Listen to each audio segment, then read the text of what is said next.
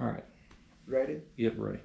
Okay. I'm Floyd Brantley, and I served in World War II and Korean War, and I went back in the Vietnam War. The most inspiration I had, I was um, 18, living in Lufkin, Texas, and I was in high school, and at the time the war was going on, and I was when the time actually it started in 1942. I was visiting a friend playing touch football, and the father came out and said, "Boys, Pearl Harbor been bombed." Well, I knew I had a brother that was in the Navy, and I knew he had been at Pearl Harbor because he sent me some stickers with Pearl Harbor on it. How are you? And so I was the only one knew about Hawaii or Pearl Harbor. The other kid never heard of it. But anyway, I went home and I knew that the war was started, and this is 1942. And so I was in high school, and so I got notice when I turned 18. You have to register before then. When you turn 18, you have to register for draft board. So I was in high school and I registered, and then I got a letter said, "Mr. Brantley, you've been called to service," and it said that, however, you're in high school, we'll be willing to defer you to the end of this semester. And so I couldn't graduate, I was a year behind. So I took the letter home and showed my mother. And so I did something. At the bottom of the letter, it said, "We would defer you to the end of this semester." So I cut that off, and because I knew my mother would want me to take the deferment. But anyway, I cut it off, put my billfold, and went home and told my mother I got to go to war. And she said, "Well, I already lost one son. My brother was killed in Guadalcanal on November 13th, 1942. And that's a big naval battle. And so I decided to go ahead in.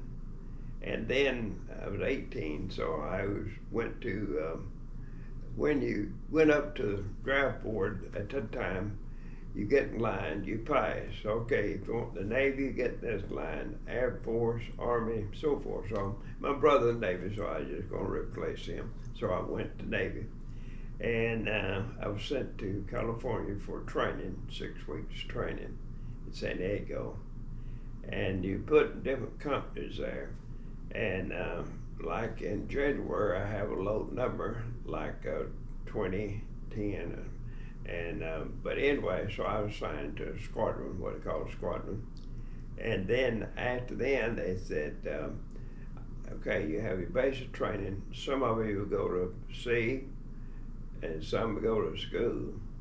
So they took tests, so I took higher enough, so they sent me to what we call a medical training, which is a corpsman school, and it's more like the nurses. And so we trained at Balboa Park in San Diego. We were trained by doctors and nurses how to take care of the wounded.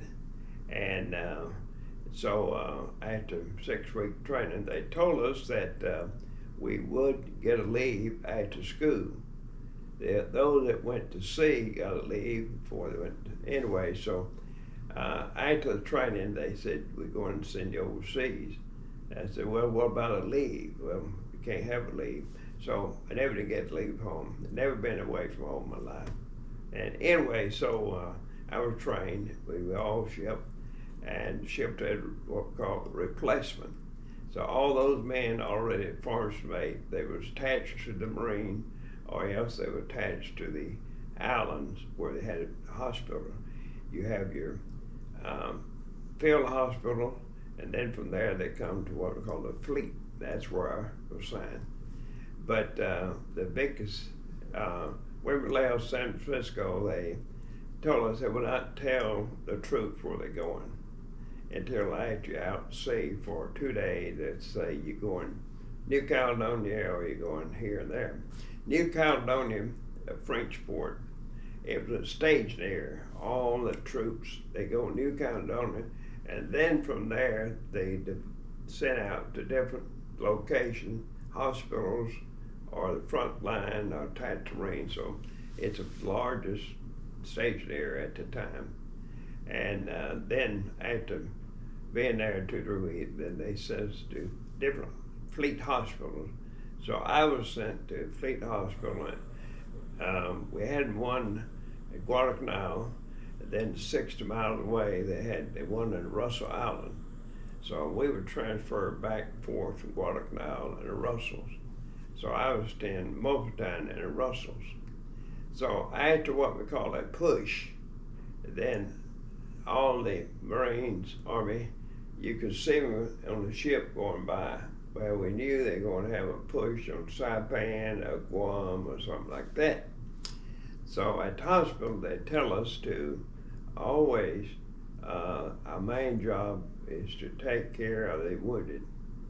And I was stationed on that. You had different quarters. You had enlistment wards and had the officer ward. I was attached to the officer ward. And so we, the Japanese were already forward. They were not near us. We had a few that in Russell that hid out in the mountains, and St. happened on Guam, and they could not surrender. They hide the mountain, and then at night they come down and swipe the food because they didn't have food.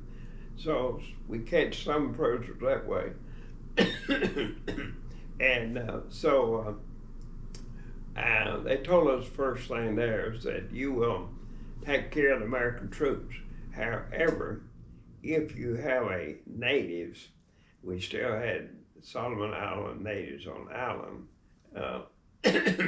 Some of them was taken off the island, the other wanted to stay. So they said, you may take care of the natives after you take care of the troops. So anyway, so we would get a native kid, maybe 15, 16, he'd been shot or he fell out of a coconut tree or he got cut somehow. So very early on,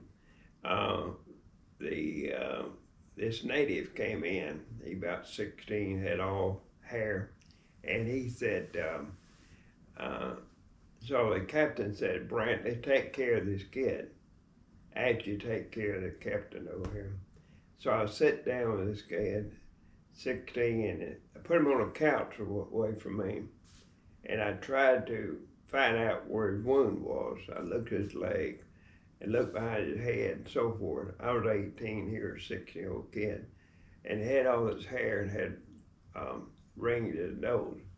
So I got talking to him, and I found out he could speak a little English. And so I got to visit with him before I actually got doing his wound. And I said, you speak a little English? He said, yes. I said, who taught you? He said, missionaries. I said, are you a Christian? He said, yes, I'm a Christian. He said, my mother and daddy are headhunters. They like to kill, but I became a Christian. I do not kill anymore. My parents do not kill, but they've got a lot of heads, a lot of skeletons. And he said, let's sing Christian song. And so I said, which one? Amazing Grace. So he and I, in his language, in English, we sung Amazing Grace, how sweet the sound. And all the officers on the court, they stopped talking, and they didn't know where this noise was coming from.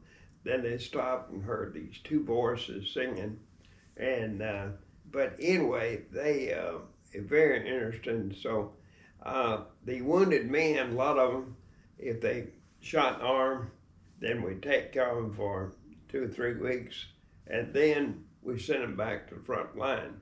And they may, second time they may get killed. Now, if you come out with the arm off, legs off, then we take care of those for a few weeks, and then we send them back to the States. And because they're out for as far as active duty. And on Christmas, most inspiration in 1944, we invited the local natives to come to our Christmas service.